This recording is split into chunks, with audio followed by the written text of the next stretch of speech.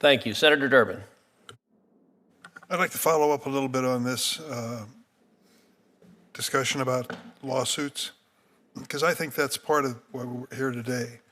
It isn't just trying to identify the threat as being Chinese conspiracies or whatever it happens to be, but it's also to slow down the pace of lawsuits being filed against major elements of the American economy, in this case, the fossil fuel industry.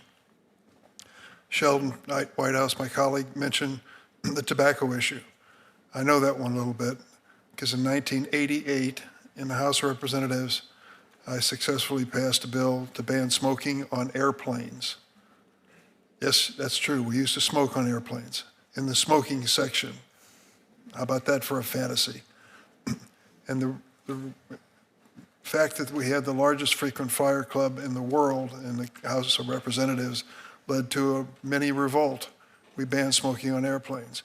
But in order to finally get real regulation on tobacco and smoking, we couldn't do it through the House or the Senate. It had to be done in court. And it was done when states came together, General Kobach, states came together and said, we're going to all sue the tobacco companies.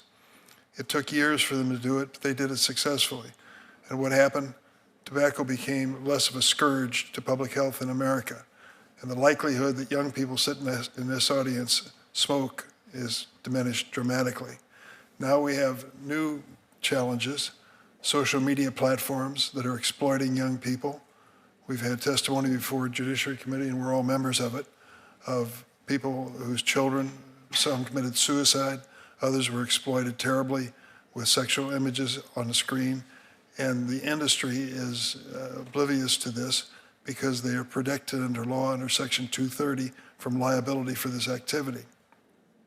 If we can crack through with lawsuits on the social media platforms, we can change things dramatically. In the last week or two, you probably heard about the opioid settlement, $7 or $8 billion to be distributed, lawsuits. The point I'm making to you is part of the agenda here is to somehow assign to lawsuits some insidious or evil motive and why they're being formed and filed. The fact is that they're doing what we expect them to do, speak up for the consumer, try to bring some justice to a situation which otherwise doesn't have it. We know the fossil fuel industry is polluting this planet that we live on terribly. I can tell you this, a couple successful lawsuits and they'll think twice about it. It changes. We changed the tobacco industry, opioids changed. They can change, but you go to the courtroom to make that happen. I don't think it's necessarily the Chinese motivating us.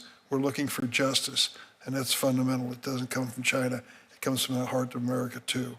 The last point I would like to make to you is that we have an opportunity here to do something now to provide opportunities for diminishing the pollution that we're living with.